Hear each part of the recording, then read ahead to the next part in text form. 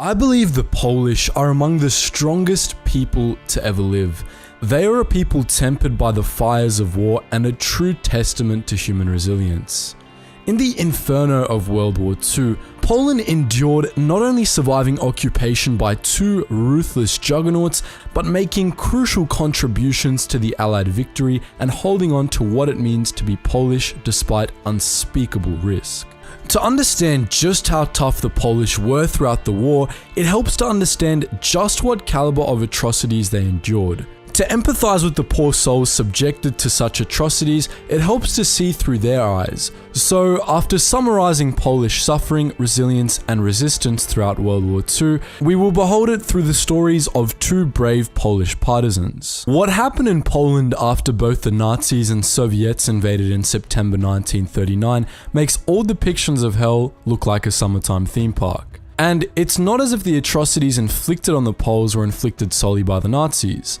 The Soviets were almost equally as diabolical, sharing in the Nazi opinion that Poland should be obliterated politically, economically, socially, culturally, and to a certain extent, physically. Both Hitler and Stalin wished for Poland to no longer exist, for it to be eradicated from history, and for the persisting space to be a part of the Reich and the USSR. Though, of course, Hitler never intended to let Stalin keep his share, nor for a square centimeter of the land designated future Lebensraum to become part of the USSR. Nevertheless, before Hitler stabbed Stalin in the face and invaded the Soviet Union, the two of them assailed Poland night and day, trying to turn their evil wish into reality. In Soviet-annexed Poland, the Soviets enforced communist ideology by burning books, seizing control of schools and universities, ripping down all Polish monuments, banning the word Poland, generally spreading pro-Soviet propaganda, and much more. If they thought anyone was or could be a threat to their rule, they arrested them and then deported them to the gulags, often in Siberia. Other undesirables they just executed, like in the infamous Katyn massacre, in which the Soviets executed around 22,000 Poles, military and civilian. They weren't above massacring the patients and staff of hospitals either, nor torturing people. The NKVD was almost synonymous with the Nazi Gestapo and was the cold iron tool with which the Soviets tried to prise Poland apart. The Nazis made the Poles suffer in every way the Soviets did, and more. On top of enforcing Nazi ideology, arresting, deporting, enslaving, and massacring undesirables, of which many were women and children, murdering hospital patients and staff, and torturing people, in some instances just to trial methods of torture, Poland's German occupiers also subjected Polish Jews to the Holocaust right there in their own country. If anyone was caught assisting the Jews, the Nazis would kill them and their entire family. They also took Polish civilian hostages, and if a German soldier was killed, they would murder up to 100 hostages in retaliation. No quote-unquote undesirables were safe. The Nazis raped women and then either forced them into brothels or just murdered them in mass. As well as trialing methods of torture on Polish prisoners, the Nazis subjected them to medical experiments, basically using human beings as guinea pigs. If all that wasn't enough, the Germans responded to the 1944 uprising in Warsaw by pulverizing the city. Throughout both Nazi and Soviet occupation, the Poles suffered from lack of supplies and food. They either sourced supplies through the black market or succumbed to starvation, sickness, or cold. Overall, Poland was of course an absolute war zone, trampled by the Germans and Soviets as Hitler and Stalin played tug-of-war with the Eastern Front.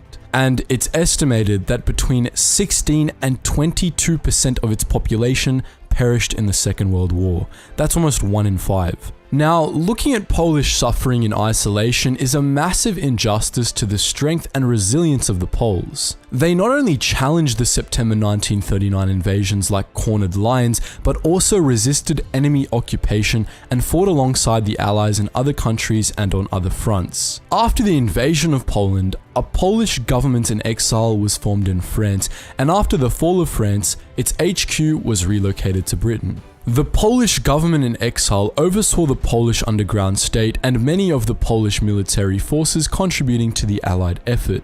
In the midst of war, however, it's never so simple. Some Polish resistance and military forces opposed the Polish government in exile, aligning themselves with communism and the Soviet Union, and some even fought in the Wehrmacht by their own will or the Nazis. The Polish underground state was the collective title of all the Polish resistance organizations aligned with the Polish government in exile, and it was one of the largest resistance organizations the world has ever seen. It not only sabotaged Poland's Nazi and Soviet occupiers, delivered vital intelligence to the Allies, and rescued many Jews from the Holocaust, but also contested Nazi and Soviet plans to obliterate Polish society and culture. To do so, the underground state chopped Nazi and Soviet ideology at the root, educating young partisans in underground schools and sustaining society and culture through underground radio, print, music, and theatre. On fighting forces, the Armia Krajowa, the Home Army, was the underground state's largest, numbering around 400,000 in its prime. There were a number of smaller resistance groups allied with the Home Army, such as the Peasants' Battalion, though there were also resistance groups which refused to join the Home Army, such as the ultra-nationalist group, the National Armed Forces, as well as underground groups who strived for communism with the Soviets, such as Armia Ludowa, the People's Army. The relationship between all of these resistance groups was complicated to say the least, and they sometimes got into violent confrontations. Before we move on to the Polish military in the West and East, it's important to note that, despite the threat of death to oneself and one's family, Poland was the only German-occupied country to set up an organization to help Jews in the Holocaust, and overall, the underground state saved more Jews than any of the Western allies in World War II. After the invasion of Poland, the Polish government in exile mustered over 80,000 men in France to defend against the Germans. By the time France had fallen, many of these Poles had become casualties, and the remainder, some 19,000, were evacuated to Britain. These became the Polish First Corps. Originally constituting the bulk of the Polish armed forces in the east, a 75,000 strong Polish army called Anders Army joined the west under British command, becoming the Polish Second Corps. By the end of the war, Polish armed forces in the west numbered around 195,000, and throughout it, the Poles fought with skill and ferocity on land, sea, and sky, claiming vengeance on the Nazis in the Atlantic, the North Africa Campaign, the Italian Campaign, the Battle of Britain, and in many other operations on the Western Front, including the Allied invasion of Germany. Especially consequential were the Polish contributions to the Battle of Britain and the Battle of Monte Cassino. Sir Hugh C.T. Dowding described the Polish Air Force in the Battle of Britain. All three squadrons swung in the fight with a dash of enthusiasm which is beyond praise. They were inspired by a burning hatred for the Germans, which made them very deadly opponents. In the Battle of Monte Cassino, General Anders oxygenated his men's burning hatred for the Germans, saying, "Go and take revenge for all the suffering in our land, for what you have suffered for many years in Russia, and for years of separation from your families." After Hitler stabbed Stalin in the face with Operation Barbarossa, Stalin made an agreement with the Polish government in exile to recruit an army from the Poles deported to and held captive in the Soviet Union at the start of the war. This was Anders' army, which after serving in the Soviet Union was later transferred to the West and into British command. After Anders' army left, however, there were still thousands of Poles in the Soviet Union. Stalin molded them into the Polish People's Army, a communist-led formation of some 200,000 strong, which was squashed into the First Belarusian and First Ukrainian fronts. Overall, the Polish armed forces in the east bled all along the Eastern Front, and the Polish People's Army, later bolstered by Armia Ludowa, became the military in communist-ruled Poland after the war. Now that we've briefly summarized Polish suffering, resilience, and resistance throughout the Second World War, let's try and imagine all that from the perspectives of two Polish partisans. Jan Roman Bitnar was born in Kolbuszowa, Poland in 1921 and joined a resistance group a month after the Germans invaded his country. This group, the Polish People's Independent Action, was infiltrated and disbanded just a few months later, though that wasn't enough to frighten Bitnar. He returned from Warsaw to where he was born and joined the anti-Nazi resistance group called the Union of Armed Struggle, later renamed the Home Army. In March 1941, Bittner joined the Grey Ranks, an organization dedicated to scouting and sabotage. Serving the Grey Ranks, he removed a Nazi flag from an art gallery and graffitied the symbol of the Polish underground state on a monument, among other minor sabotage operations that were punishable by death. 2 years in, he was captured, held, and tortured by the Gestapo in Pawiak prison. In his 3 days there, Bittner endured such excruciating, crippling torture that he died 4 days after being rescued. This brave Pole's story is remarkable because he joined a new resistance organization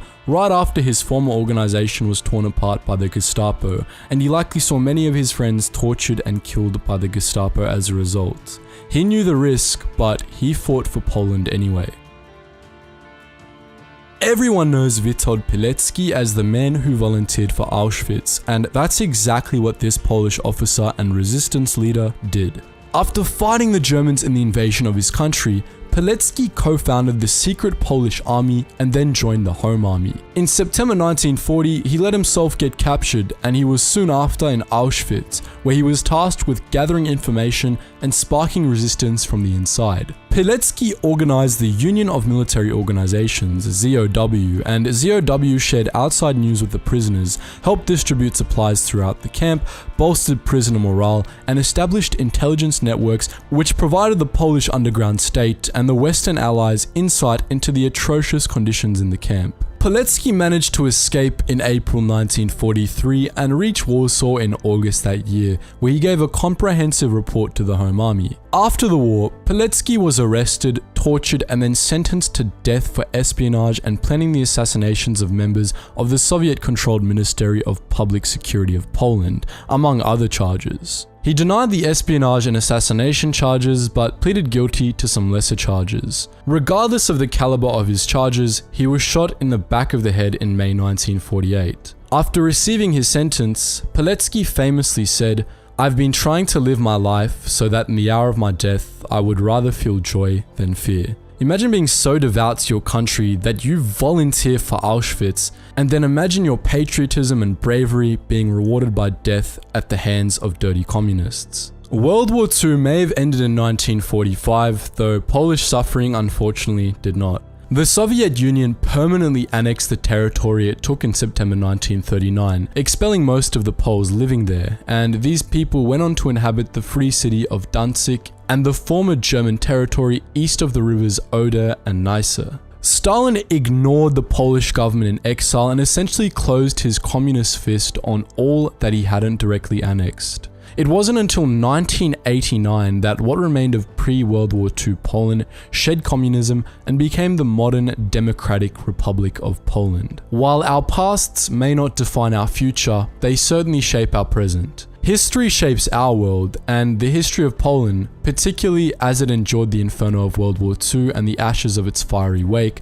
tempered the Poles into some of the strongest, most resilient humans ever to walk on our world. In this context, however, strength and resilience don't just come down to the physical endurance and survival of the Poles, but also the endurance and survival of what the Nazis and Soviets failed to obliterate: Polish identity.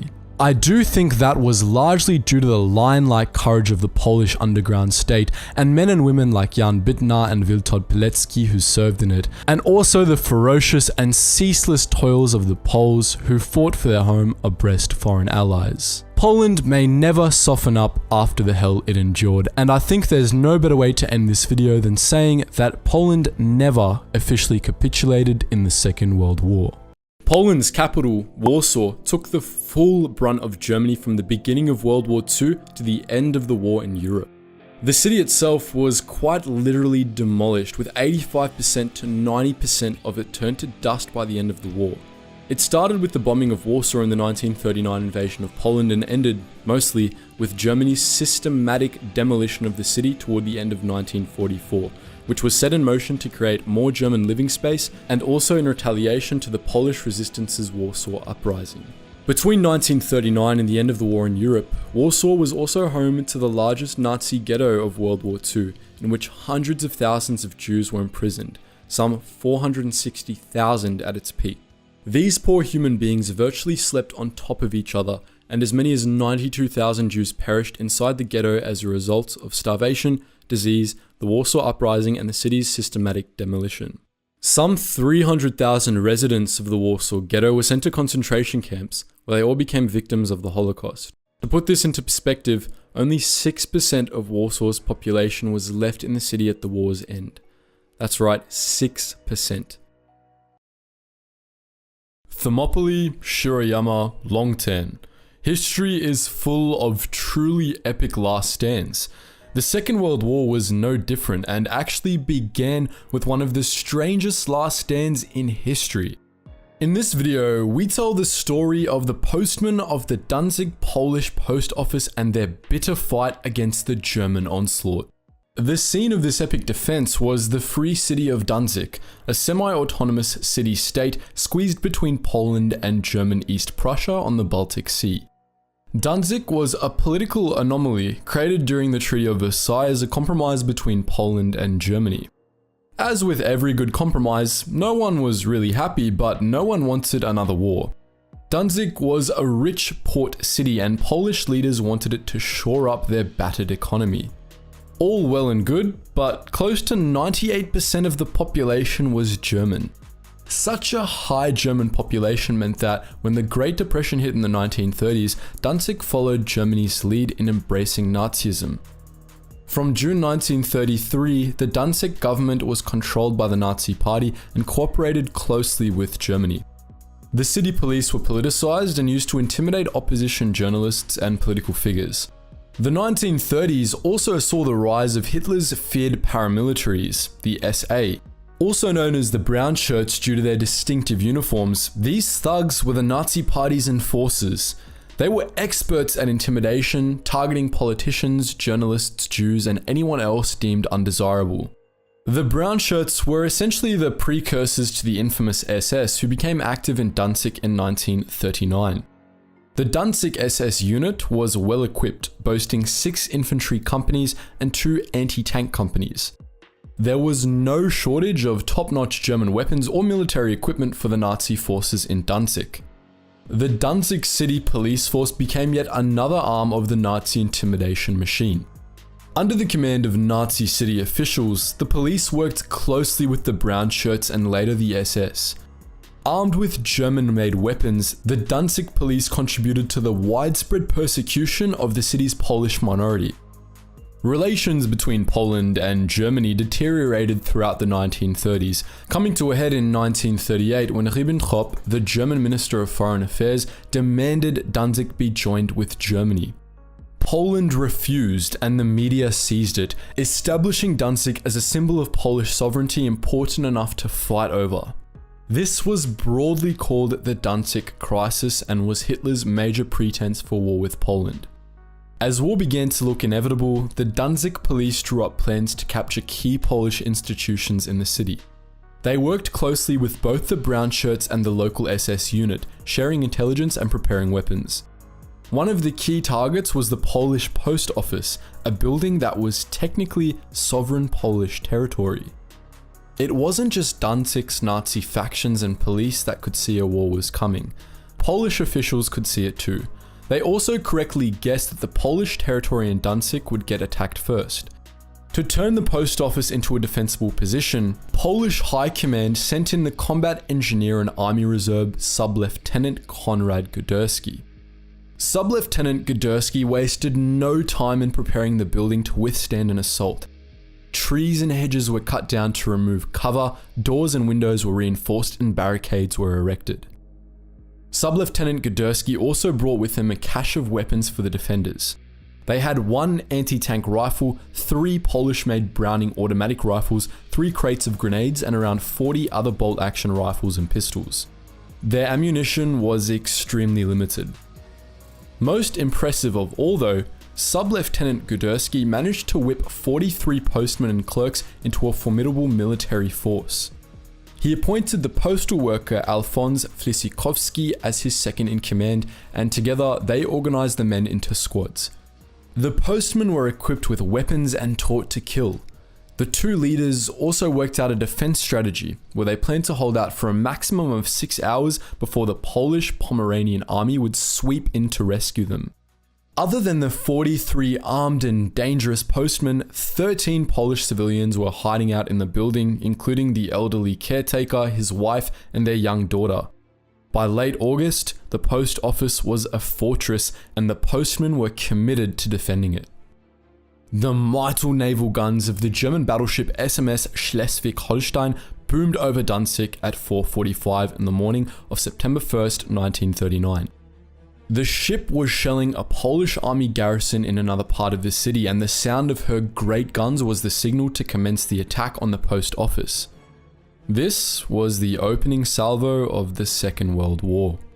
The police were the first to attack. Supported by an ADGZ heavy armored car and the local SS unit, the supposed peacekeepers of the city launched a frontal assault. Simultaneously, a demolition charge blew out a large part of the building's outer wall. The attackers fought their way inside but were forced to retreat in the face of a grenade barrage and massed pistol fire from the determined postmen. 2 Germans were killed and 6 more were wounded in this first assault. Entering through the hole blown out of the wall, the Germans launched a second flanking assault.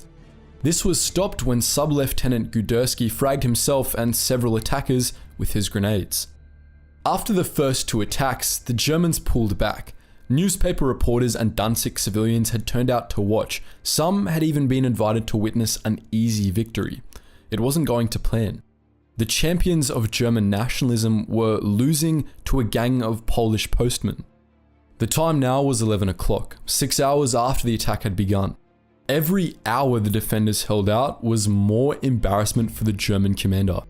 He borrowed 2 75mm field guns and a 105mm howitzer from the Wehrmacht and began shelling the building.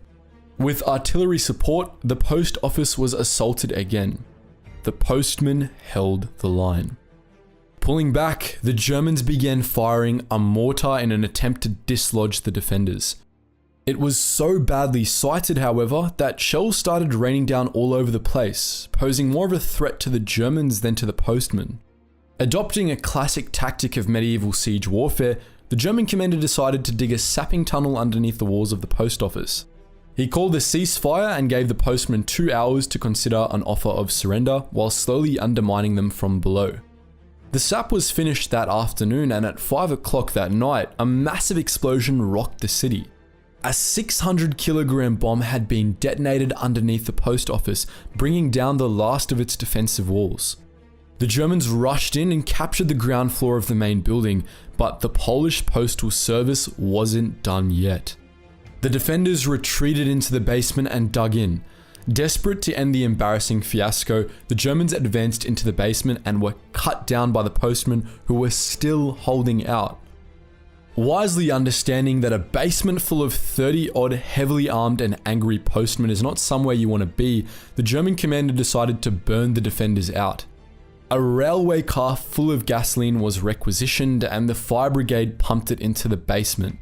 The fuel was ignited with the grenade blast and 5 of the defenders were rapidly burnt to death. Many more were wounded. It turns out that fire is a postman's only weakness. Under the threat of being cooked alive in the basement, they finally surrendered. The postmen were let out under a white flag by Jan Mihon, the post office's director. Furious at being humiliated by a gang of postmen, the Germans shot Mihon dead. The postmaster, Józef Schwaszik, was then burned alive with a flamethrower. 5 of the burned postmen died in hospital along with the caretaker's 10-year-old daughter, who was forced into the gasoline-filled basement with the defenders. 10 more defenders received medical treatment before being locked up with the others in a makeshift prison. On the 8th of September, the first half of the postmen were tried in a kangaroo court. As civilians who had taken up arms, the Nazis convicted them as illegal combatants and bandits. They were sentenced to death. Their comrades in hospital received the same sentence just a few days later. The postmen were executed in September by firing squad, but 4 managed to escape from the prison and survive the war in hiding. Even by SS standards, these sentences were harsh. Born out of revenge, they reflect the German embarrassment at having taken so long and resorting to such underhanded means to capture the post office. The final tally shows the postmen defended their post for 19 hours against a combined force of over 180 Germans, equipped, mind you, with artillery and armored cars. The Poles killed 10 Germans and wounded 22, while only losing 8 of their own during the siege. Defiant to the end, the postmen of the Danzig Polish post office rebuffed every attack, only succumbing when they were mined from below or had fire poured from them from above. When German soldiers hopped up on meth, blitzkrieged their way to Poland on September 1939, they thought the campaign would be a pushover. What they didn't expect was for one run-of-the-mill Polish naval depot to hold out for a full week against their onslaught. In this video, we tell the story of the Battle of Westerplatte, the Polish last stand during the first week of the Second World War. Westerplatte is the name of a peninsula jutting out from a city now called Gdansk, but known in 1939 as the Free City of Danzig. The city was overwhelmingly German, but was part of neither Germany nor Poland. This and somewhat still is, a contentious point between Germans and Poles, both of whom claim the city as historically theirs. When Hitler and the fascists came into power in Germany in 1933, they made Danzig's incorporation into the Reich a fairly high priority. This went down well with the city's German population, who were largely supportive of returning to the fatherland. They democratically elected a fascist city government and started putting up swastika flags, which gave the Poles serious heebie-jeebies. It didn't help that the SA, Hitler's enforcers, were active in the city as well, taking out their political angst on Jewish-owned businesses and anyone who looked suitably Polish. But there were a few spots around the city where the SA couldn't cause trouble. One of them was a certain post office that we've done a video on before, and another was the naval depot at Westerplatte. Both ended up being the sites of epic last stands. Westerplatte was a serious point of contention for the two nations. The depot was built to supply the Polish army, meaning it was full of weapons and ammunition. These dangerous goods were guarded by 88 Polish soldiers. Poland tried to reinforce Westerplatte with more soldiers on several occasions, but backed down after these attempts caused an international incident. When, at least, that's what the Germans thought happened, when in fact, the Poles were up to a bit of subterfuge. It was August 1939, and Poland could see that war was looming. Westerplatte was cut off and surrounded by Germans. If the Poles wanted to keep it, they had to be ready for anything. During the preceding months, Polish sailors built a series of light fortifications around the peninsula. A few guardhouses and a barracks were built with reinforced concrete, and trenches were dug between them. They also strung out barbed wire and set up barricades in a few strategic spots. All of this was done on the down low, and the Germans didn't pay the Poles any extra attention. Fortifications don't win battles though, soldiers do. But the Poles had a sneaky solution for this too. They would send civilian workmen out of the gates wearing army uniforms, then have real soldiers return. For SA men watching from the shadows, all they saw was Polish soldiers and civilian workers moving around. They didn't realize they were watching the depot slowly receive reinforcements that would prove vital in the near future. By the time Westerplatte was rearmed and reinforced, the garrison had ballooned from 88 soldiers to over 200. They were well armed too, with pistols, grenades, 160 rifles, 22 LMGs, 18 HMGs, 4 81mm mortars, 2 37mm AT guns, and a 75mm field gun. The Polish depot commander, Major Sukarski, was a Great War veteran of the Austro-Hungarian army and had fought in 2 other wars after World War I. His defensive plan was flawless, and he knew where to set up the heavy weapons to maximize their firepower. He set up 3 lines of defense around Westerplatte, at the heart were the barracks and other reinforced buildings. Next was a line of guardhouses, and outside that was an extensive trench network. Part of the peninsula was wooded, and the men set ambushes with interlocking fields of fire. These were supported with wooden fortifications which funneled the attackers into deadly kill zones. The Poles had set up the best defense they could, and it was about to be tested to the limit. Around 4:45 AM on the morning of September 1st, the German pre-dreadnought battleship Schleswig-Holstein fired a broadside into Westerplatte. Her mighty guns signaled the start of the battle, and by extension, the war in Europe. It must have looked hugely impressive for German soldiers waiting to attack, but Schleswig-Holstein's barrage did pretty minimal damage. The behemoth wasn't designed for close-range shelling, but rather for taking out battleships on the horizon. Her massive shells didn't have time to properly arm before they hit Polish defenses, meaning most failed to explode. No casualties were sustained. After 8 minutes of shelling, the real attack came. 225 elite German shock marines landed on the peninsula's northwest shore and began moving inland. They climbed over a brick wall destroyed by the barrage and advanced on the Polish position.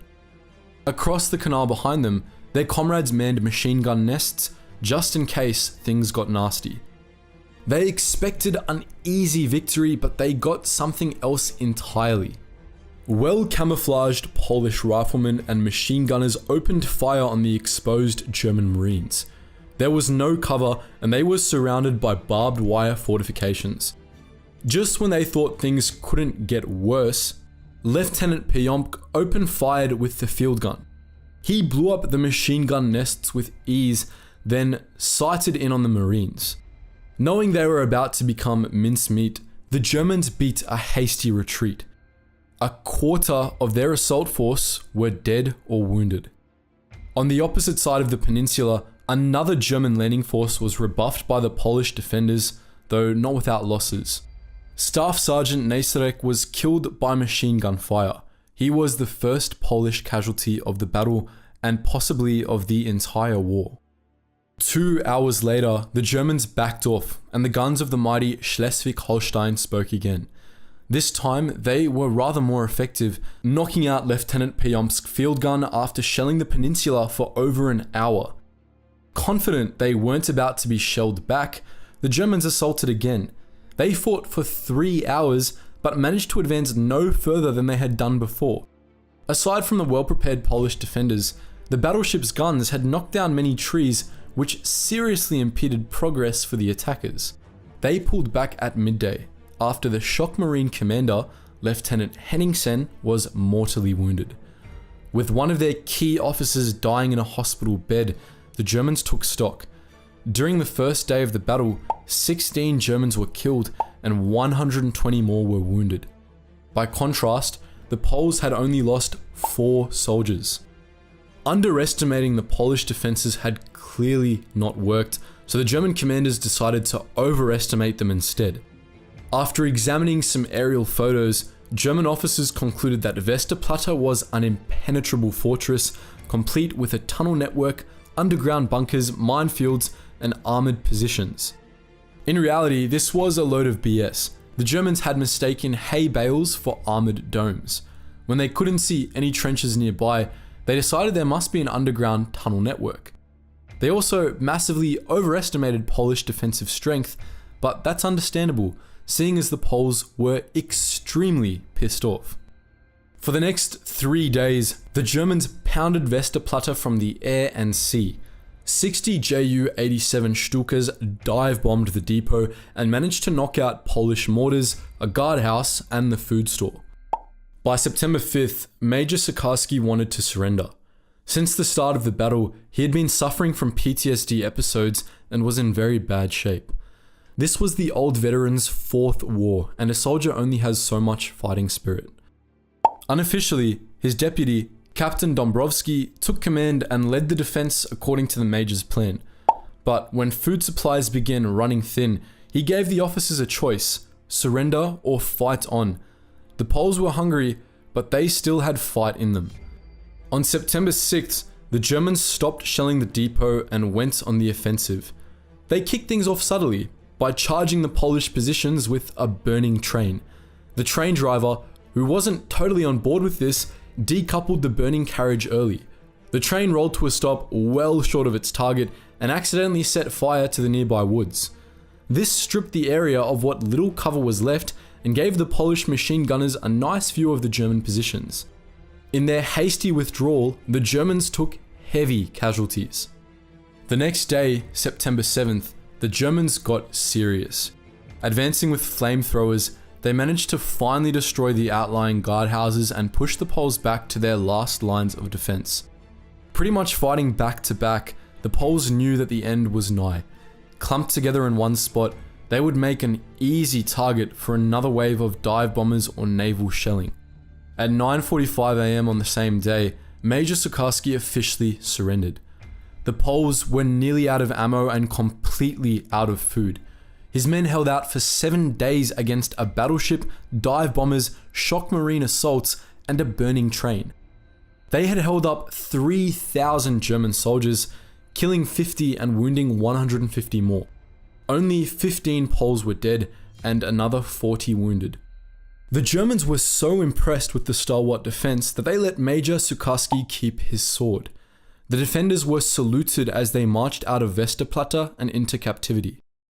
Unlike their comrades at the post office, they were treated as POWs, and most of them survived the war in prison. While the defenders came out on top in that particular last stand, this next example is far, far more tragic. The Warsaw Ghetto in Poland was the largest ghetto of the war and an absolute nightmare for the Jews trapped inside of it. Thousands perished inside, while hundreds of thousands were deported from the ghetto to extermination camps, where most met a horrific end. Over the summer of 1942 alone, at least 254,000 people from the Warsaw Ghetto were sent to Treblinka extermination camp to die. Some of the Jews remaining in the ghetto knew that they would be next and decided to stand up to the Nazis. As per a resistance fighter who survived what came to be known as the Warsaw Ghetto Uprising, this way they could at least pick the time and place of their deaths. The Jewish resistance groups, the Jewish Combat Organization and the Jewish Military Union, banded together, trained a little, and then used what weapons they could smuggle and craft to revolt. They fought from the nooks and crannies of the ghetto with homemade explosives such as Molotov cocktails, among other things, and managed to gain control of the ghetto for a short while. But Nazi reprisals were swift and severe. Using flamethrowers and such, the Nazis turned the ghetto into an inferno, smoking out combative and non-combative Jews alike, and then capturing them or gunning them down. Some 13,000 Jews perished in this doomed last stand, with 6,000 of them burning alive or succumbing to smoke inhalation. If that wasn't bad enough, most of the ghetto's remaining 50,000 residents were sent off to die in extermination camps anyway, and only 16 Nazis were killed in action. It was, however, a symbolic last stand more than anything, a demonstration that the Jews would not go quietly into the night. As with the example of Greeks, Polish bravery cannot be attributed solely to the country's soldiers. Poland suffered more, perhaps, than any other country in the Second World War, enduring an invasion by both the Nazis and Soviets, and taking the brunt of the Holocaust. Like Finland, landlocked Poland's existence was at stake, and its soldiers and civilians fought with desperation and bravery, refusing to surrender. During enemy occupation, the Polish soldiers of the defeated Polish military as well as civilians regrouped in a number of resistance forces and fought superior enemies. Through all of this and throughout all the war, between 16 and 22% of Poland's population perished, yet Polish bravery did not falter. After the invasion of Poland, Polish soldiers even went on to fight for the Polish government in exile and the Allies in the fall of France. Of the 80,000 Poles in this fight, only 19,000 survived, and instead of tapping out after being evacuated to Britain, they got straight back into the fight, forming the foundation of what would become the Polish armed forces in the West. Other soldiers deported from Poland into the Soviet Union in the original September 1939 invasion ultimately formed the backbone of the Polish armed forces in the East. Theirs was a bravery fueled by seething hatred for their enemies, and you need look no further than men like Witold Pilecki, the Auschwitz volunteer, if you think Polish soldiers weren't deserving of a place in this video. Poland fell to a combined German and Soviet invasion in 1939, but its army kept fighting. The lucky few who escaped abroad fought on, refusing to admit defeat. Some were recruited into the Silent Unseen, an elite group of operators airdropped far behind enemy lines to train and lead Poland's underground army. In this video, we shed light on the unremembered men and women of the Silent Unseen. After the SS fabricated an incident on the Polish-German border, 2,000 tanks, 900 bombers, and nearly 1.5 million Axis soldiers advanced into Poland. The Polish government believed the French and British would come to their aid, so they ordered the large but generally ill-equipped Polish army to defend the country's border instead of retreating to protect the cities. Spread too thin, they were smashed by concentrated German forces. But the Poles were encircled rather than annihilated, giving small units an opportunity to escape. On September 27th, on the largely undefended eastern side of the country, the Soviet Union invaded. This was the last straw for the Polish government, who until that point had still been holding out for a miraculous British and French offensive to save them from destruction. The government dissolved and the army largely disbanded. Hitler had no real issue with Poles leaving Poland, as that was part of his Great Resettlement plan for Eastern Europe. The way was open, and the Polish government as well as many ex-servicemen made their way to France. The French took advantage of the glut of professional soldiers and incorporated several Polish units into the French army. 4 divisions of experienced soldiers were formed alongside a motorized brigade. During the Battle of France, the Polish forces often held out for longer and under far tougher conditions than the rest of the French army. Polish officers had also tried to warn the French about Germany's blitzkrieg tactics, but they were ignored. As France fell, Poles fighting their second losing battle of the war managed to escape over the Channel to Britain. One of these men was Captain Jan Gorski, and he had an interesting idea. Gorski had read reports on the German invasion of Norway and became particularly interested in paratroop operations. He believed airdropping soldiers into occupied Poland was the best way to support the underground army and fight the occupying powers. The Polish army had no experience with paratroops, so the plan initially got a cold reception. It was only when General Sikorski took a liking to the idea that it was approved. However, it had a different name, Section 3 of the Commander-in-Chief's staff. The operatives, however, called themselves the Silent Unseen. Training for these operatives was extremely rigorous, and only 605 of the original 2,413 candidates passed. It was run by Special Operations Executive, the British precursor to the CIA, and comprised 5 phases. Phase 1 was a strenuous physical exercise course designed to build up the candidates' stamina and resilience. In Phase 2, they learnt to use every weapon of the British, German, Italian, Soviet, and Polish armed forces, and to withstand interrogation. Phase 3 was the jump course, where the candidates learnt to parachute in the wilds of Scotland. In Phase 4, they were taught covert operations, which included combat jiu-jitsu and clandestine warfare techniques. And lastly, in Phase 5, the candidates were given a false identity. If they passed these challenges, they were sworn in as members of the Polish underground Home Army and kept their original Polish ranks. However, it was tradition that at the moment an operative exited the plane for their first mission, they were promoted 1 rank.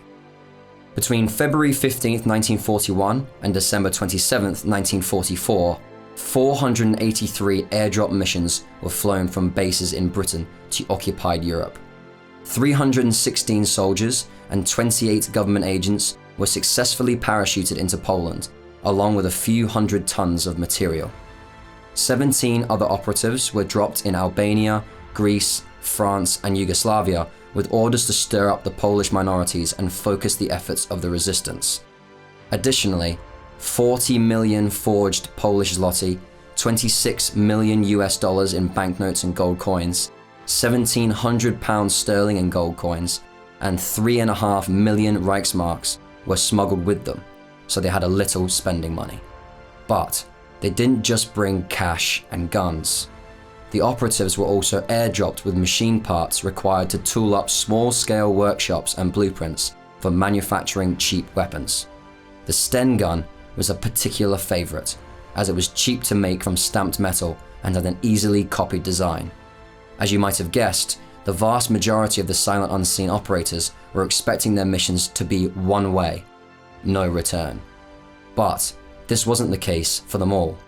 One man, Tadeusz Czuk-Selt, returned alive from not one but two missions in occupied Poland.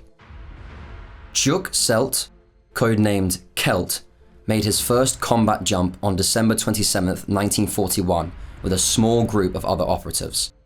They were spotted by a German patrol just after landing, and a firefight broke out. Celt and his team took a few casualties, but they killed the Germans and proceeded with their mission. His objective was to analyze the state of the Polish underground government and its military forces and report this back to London. He spent several months compiling his report alongside senior Polish underground leaders, but that was the easy part. Getting out of occupied Europe was the real challenge. Once his report was complete, Celt infiltrated his way onto a Polish train bound for Hungary. He then stole a priest's vestments and posed as the Hungarian Catholic Father Andor Varga. This allowed him to cross into Croatia, then Switzerland, then France. Once he was over the French border, he swapped his costume for a worn set of overalls and a flat cap, perfect for his next disguise as a French railwayman. Maintaining his cover the whole way, Celt crossed the entirety of France and Andorra, only to be arrested once he'd crossed into Spain. He was then held at the Miranda de Ebro concentration camp, but swapped identities with a dying man and managed to secure his own release. From there, he journeyed to Gibraltar and caught a flight back to London. 18 months after his jump, he presented his report. Czuk-Selt was one of the first to return from Europe with first-hand accounts of Germany's final solution. His outstanding valor won him Poland's highest military decoration, the Virtuti Militari, but his odyssey wasn't over yet. In April 1944, Celt was dropped over occupied Poland a second time. He had two missions. First, to inform the underground government of the results of the Tehran Conference, and second, to protect the 56-year-old Dr. Rettinger, who was to negotiate a settlement with the Soviets. Again, Celt was successful, and both men made a dramatic escape to Britain via a secret plane on July 26, 1944. Adolf Pilch, codenamed Gora, was airdropped into Poland on the night of February 16, 1943. The Home Army put him in charge of their operations in the Białystok region and the Nowogrodzic district. He soon made his presence felt. Gora linked up the disparate groups of Polish partisans living in the forests and combined them into one large and effective force.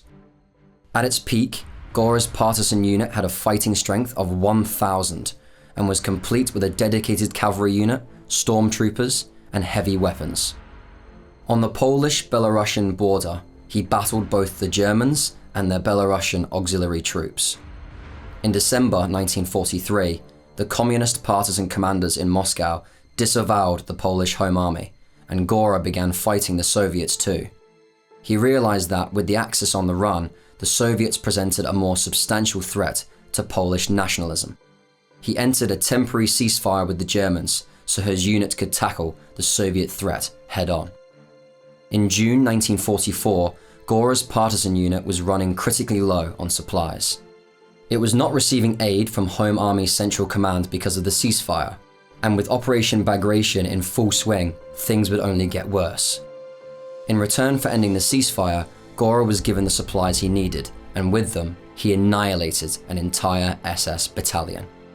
On the night of September 2nd, Gora's partisans crept through the darkness of Kampanos Forest toward the village of Truskov.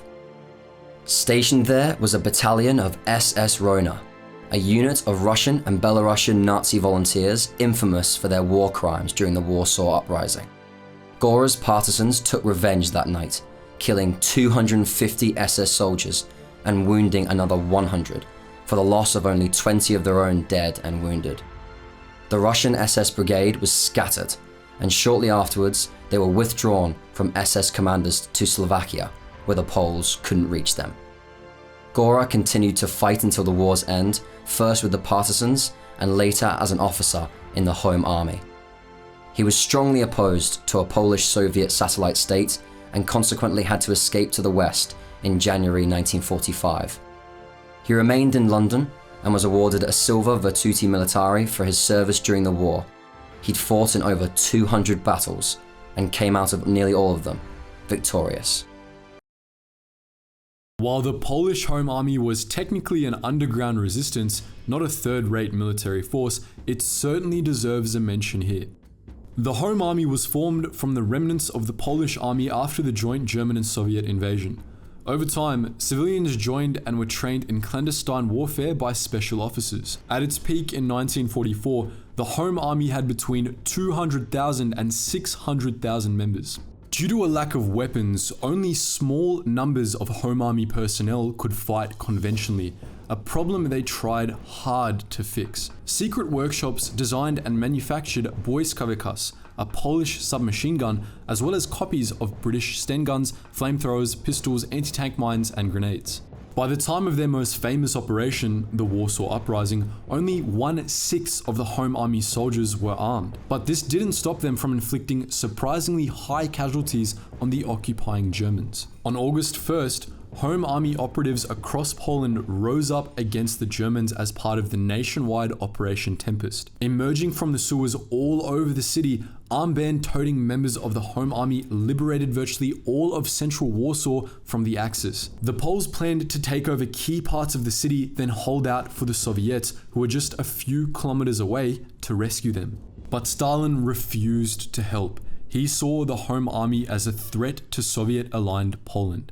Astonishingly, Warsaw remained partly under the control of the Home Army for 63 days until the Germans forced them back underground. But the Axis had numbers and weapons on their side. A Wehrmacht report sent after the uprising stated, "The resistance fought to the very last bullet." Stanisław Skalski embodied Polish ferocity in the German invasion of Poland in 1939, though he also exhibited a softer side, which I think stands out more than the fact that he was the first Allied ace in World War II, having claimed 6 victories between the 1st and 16th of September alone. After shooting down a German HS-126, Skalski landed aside the wreckage, captured the crew, and then bandaged those wounded before delivering them to an ambulance. Imagine literally landing and getting out of your plane to help an enemy that just blitzkrieged their way into your country. What a guy. The next day, Skalski was evacuated to Romania. He boarded a ship and, using Beirut as a stepping stone, eventually got to France. Early in 1940, Skalski sailed to Great Britain, staying in a camp for Polish pilots before being assigned to the RAF and chopping up the Luftwaffe in the Battle of Britain. Already engaged with the German Messerschmitt, Skalski was flanked by a Bf-109 and his plane went up in smoke.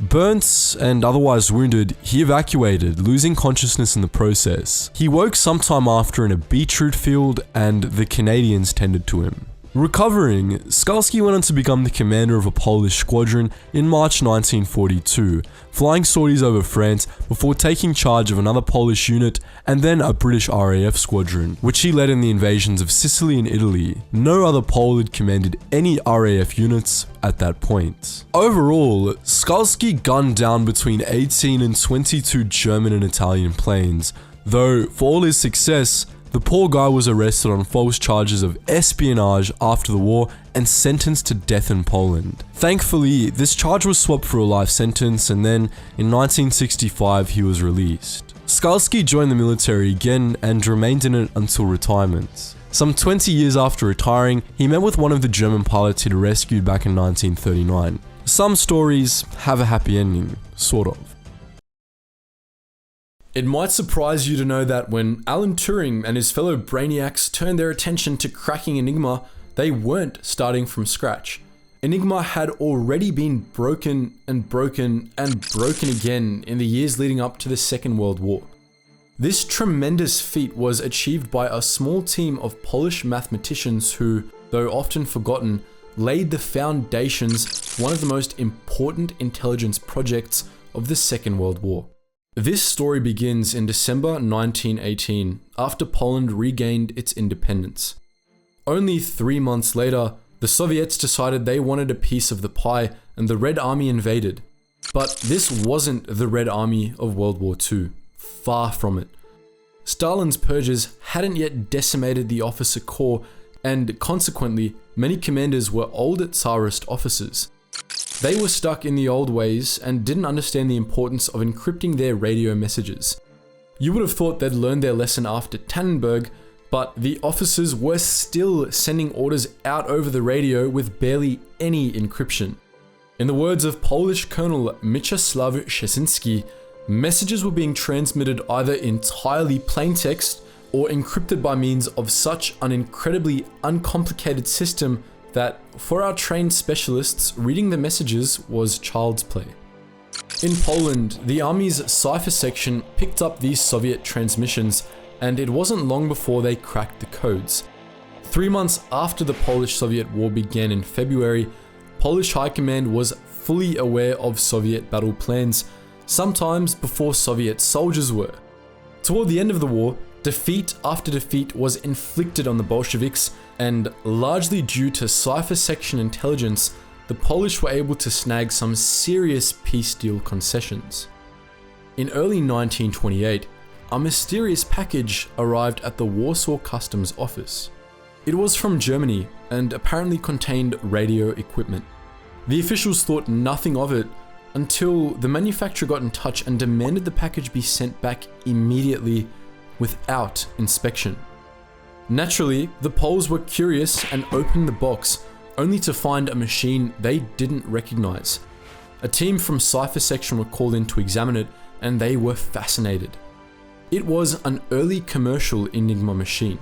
After taking detailed notes on its operation, the machine was sent back to Germany as ordered, but now Cipher Section knew the Germans were up to something. In the early 1930s, the German military began using modified Enigma machines like the one from the customs office to transmit encrypted messages. Throughout the decade, German manufacturers secretly improved Enigma's design. Even with their extensive prior knowledge, messages sent on later Enigma machines confounded Polish codebreakers.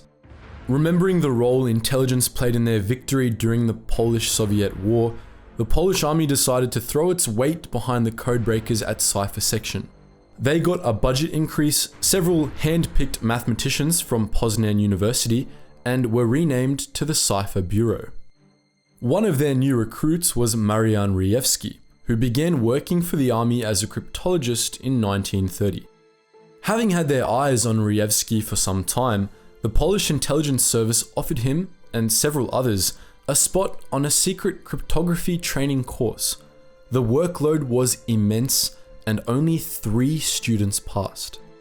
In 1932, Enigma transmissions were becoming increasingly frequent, and the Poles were, rightfully, getting nervous. Time was wearing on, and they were no closer to cracking the machine's secrets. That was until Rejewski started working on it.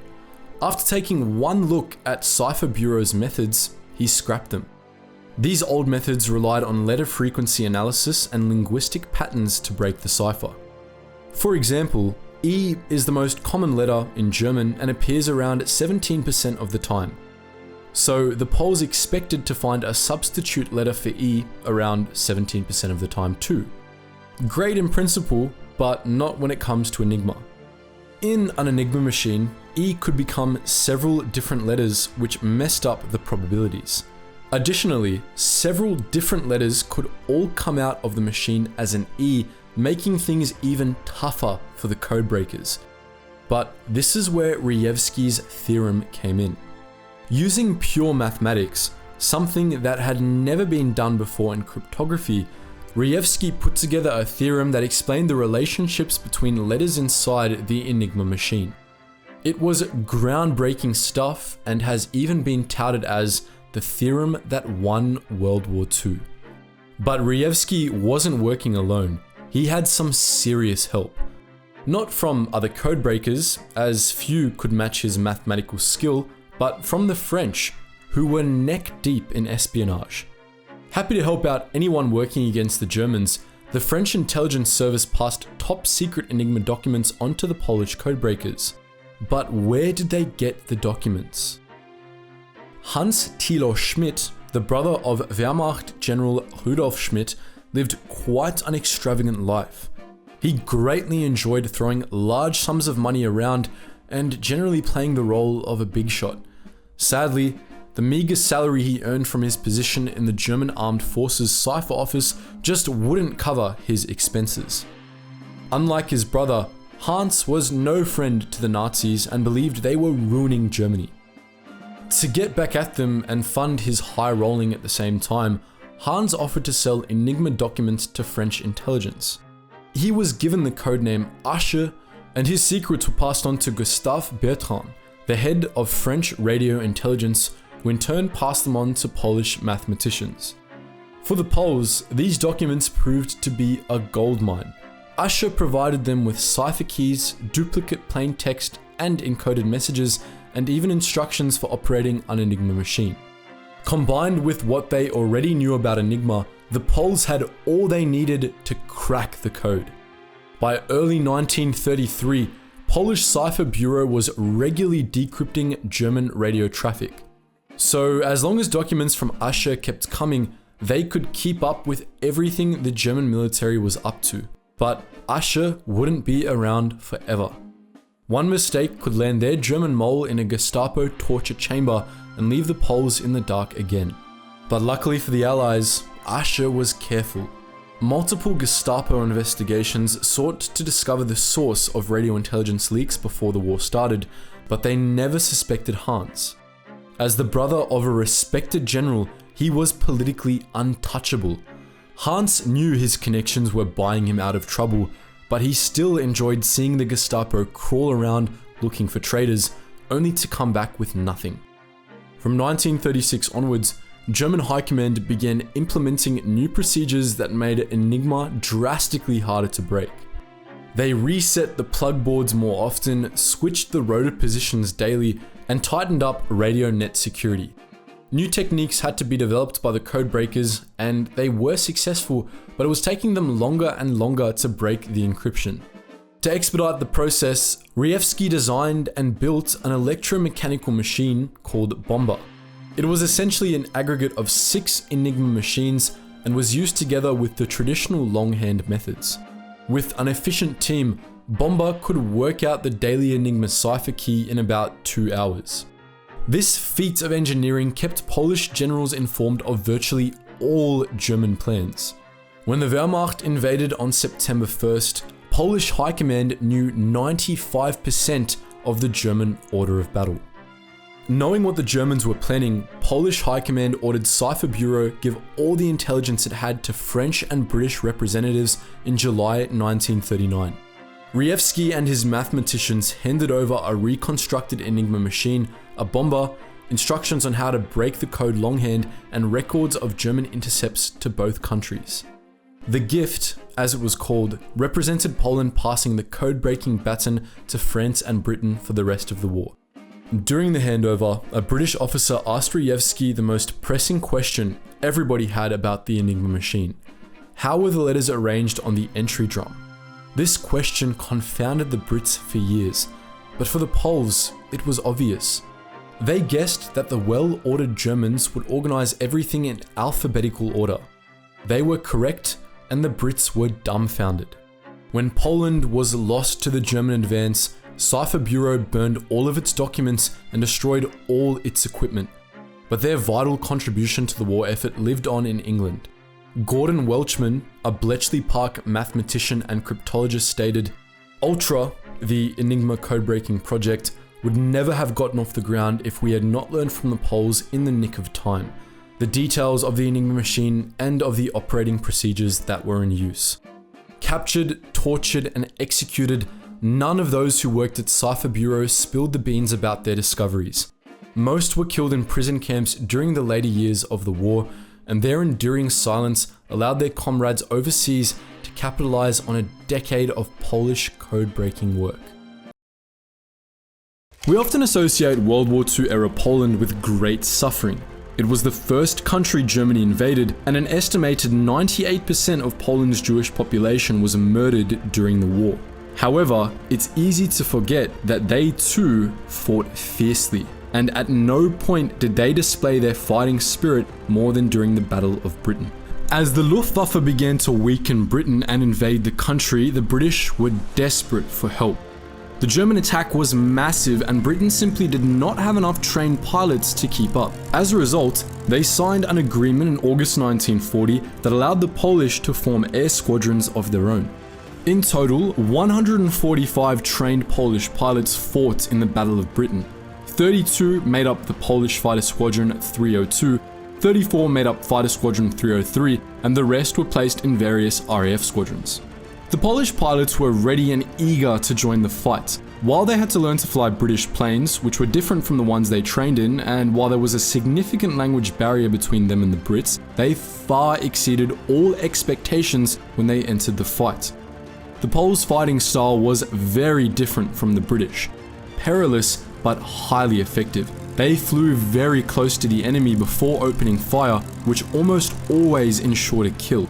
Squadron 302 managed to take down a confirmed total of 18 planes, with 12 probable and 1 damaged. Squadron 303, on the other hand, took down a staggering 126 enemy planes, with 13 probable and 9 damaged. This meant the unit was the most successful in the Battle of Britain. The Poles who served in RAF units excelled too. For instance, Polish pilot Sergeant Antoni Głowacki, who served with 501 Fighter Squadron RAF, shot down 5 German bombers in a single day, making him only one of 4 pilots in the Battle of Britain to earn the title of Ace in a Day. The Polish contribution to the Battle of Britain was extraordinary, and without the Poles, things may ultimately have swung in the Germans' favor.